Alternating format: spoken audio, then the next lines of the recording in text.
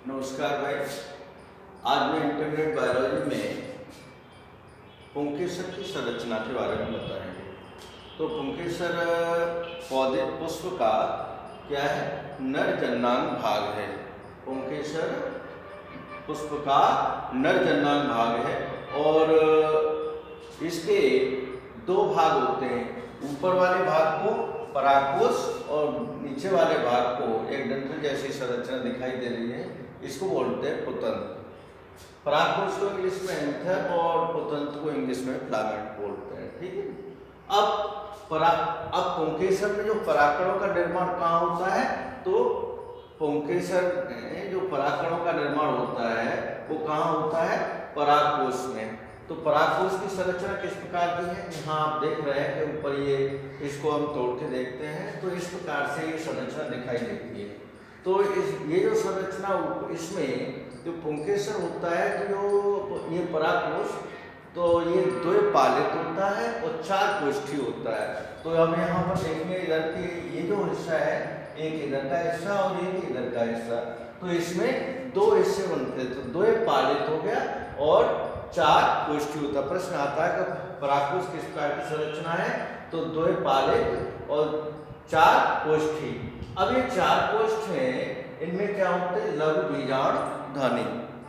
लघु बीजाणुधनी अर्थात इसमें परागकणों का निर्माण होता है, माइक्रोस्पोरेंजियम। लघु बीजाणुधनी में किसका होता है, परागकणों का निर्माण होता है। अब ये जो लघु बीजाणुजनन, अब यहाँ पर आप देख रहे हैं ये अब किस प्रकार से जनन होता है, इन लघु बीजाणुजनन किस प्रकार से होता है, माइक्रोस्पोरेजेनेसिस। तो इसमें जो परागकण है इनका निर्माण होना है। तो परागकण में एक कोश में अधोस्तरीय कोशिका होती है, परागकोश में अधोस्तरीय कोशिका पाई जाती है जो विभाजित होकर के प्रप्रस्थ कोशिका बनाती है। लघु बीजाणुजनन में जो बीजाणुधनी होती हैं, इसमें एक परागकोश में अधोस्तरीय कोशिका पाई जाती है जो विभाजित होकर के प्रप्रस्थ कोशिका बनाती है।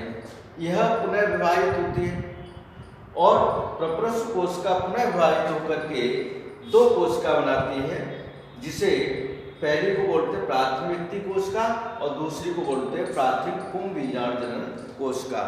ठीक है। प्राइमरी पैरेटल सेल और प्राइमरी माइक्रोस्पोरेंजियस सेल। ठीक है। स्पोरोजेनेसिस सेल, प्राथमिक पुंज बीजाणुजनन कोशिका, प्राइमरी माइक्रोस्पोरोजेनेसिस सेल। ठीक है। अब फिर एक बार समझ लेंगे लघु बीजाणुजनन। अब लघु बीजाणुजनन प्रश्न आता है, लघु बीजाणुजनन क्या है, तो लघु बीजाणुजनन में परागकोश में एक अधःस्तरीय कोशिका पाई जाती है। यह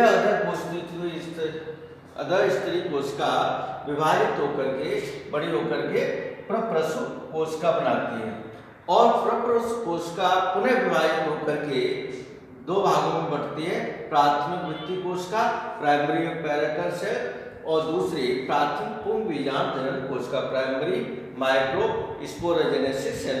यह 2 भागों में बढ़ जाती है। ठीक है ना।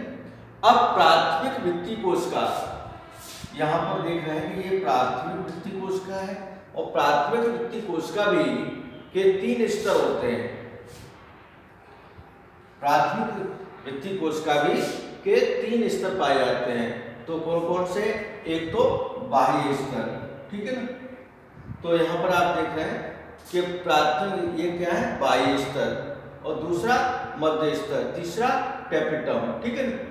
तो यहाँ पर ये जो संरचना है, एक लघु बीजाणु किस प्रकार से निर्माण होते पर लघु बीजाणुधनी के अंतर्गत, तो यहाँ पर ये प्राथमिक भित्ति कोशिका में ऊपरी वाली जो सिंगल जो लेयर होती है ये कहलाती है बाह्य स्तर। इसके अंदर 3 लेयर की संरचनाएं और होती हैं, 1 2 3, ये छोटी छोटी संरचनाएं 3 लेयर की 3 परत पाई जाती है इसकी, इसको बोलते हैं मध्य स्तर। और इसके जो बीच में है सबसे, इसको बोलते हैं टेपिटम। ठीक है। अब ये टेपिटम का प्रश्न आता रहता है कि टेपिटम का कार्य क्या है, तो विकसित हो रहे परागकणों को निर्माण करना, पोषण प्रदान करना। टेपिटम का कार्य क्या है, परागकोश के अंदर परागकण जो विकसित हो रहे हैं उनको पोषण प्रदान करना। तो यहाँ पर आप देख रहे हैं लघु बीजाणु मात्र कोशिका है यहाँ पर, तो इसमें क्या है, समसूत्री विभाजन का, समसूत्री विभाजन के बाद में क्या होगा, अर्धसूत्री विभाजन होगा। अर्धसूत्री विभाजन होने के बाद 1 से 2 कोशिका बनेंगी और फिर 2 से 4 कोशिका। इस प्रकार से ढेर सारे परागकणों का निर्माण होता है। ठीक है, तो ये क्या है, लघु बीजाणु जनन अर्थात परागकणों का निर्माण प्रक्रिया। यहाँ पर आपने देखा परागकोश पुंकेसर की संरचना किस प्रकार की होती है, लघु बीजाणु जनन किसे कहते हैं, तो लघु बीजाणु जनन की जो इसमें आपने देखा कि किस प्रकार से इसमें ये परागकणों का निर्माण होता है। ठीक है।